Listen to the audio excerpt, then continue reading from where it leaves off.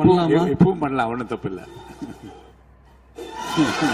Whistle அடிக்க நாங்க தியேட்டருக்கே போய்க்கிறோம். இங்க எங்களோட பிரச்சனைகளை பத்தியும் அதுக்கான தீர்வுகளை பத்தி மட்டும் பேசுங்க. இந்த முறை சட்டசபை பாத்தீங்கன்னா ஒரே mass sequence, mass entries, mass டயலாக்ஸா இருந்துச்சு. சரி, நம்ம ஃபர்ஸ்ட் எதிர்கட்சியான டிஎம்கே கிட்ட இருந்து ஆரம்பிப்போம். இப்போ ஆளுங்கட்சியா இருக்கிற டிவிக்கே பார்ட்டி ஃபண்ட்ஸ் பத்தி கேள்வி கேட்டா நம்ம மேல எந்த தப்பும் இல்லனா பாயிண்ட் டு பாயிண்ட் பதில் சொல்றதை விட்டு கேள்வி கேட்டோன்னா வெளிநடப்பு பண்றீங்க.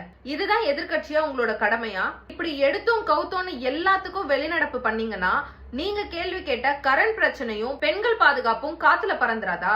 சரி, இதெல்லாம் விட்டுட்டு இந்த பக்கம் டிவிகே கவர்மெண்ட் கிட்ட வந்தா கரண்ட் சிஎம் திரு விஜய் அவர்கள் எக்ஸ் சிஎம் ஆன ஸ்டாலின் சாரோட எபிக் போஸ ரீக்ரியேட் பண்ணிட்டு இருக்காரு. சொந்த தொகுதியில மக்கள் கரண்ட் இல்லாம அவதிப்படுறாங்க.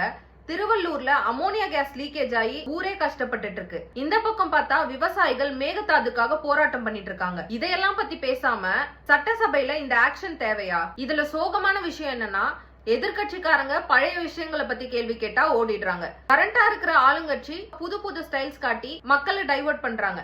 இதுக்கு நடுவுல சாமானிய மக்களோட பிரச்சனைகளை யார் தான் எடுத்து கேட்க போறாங்க?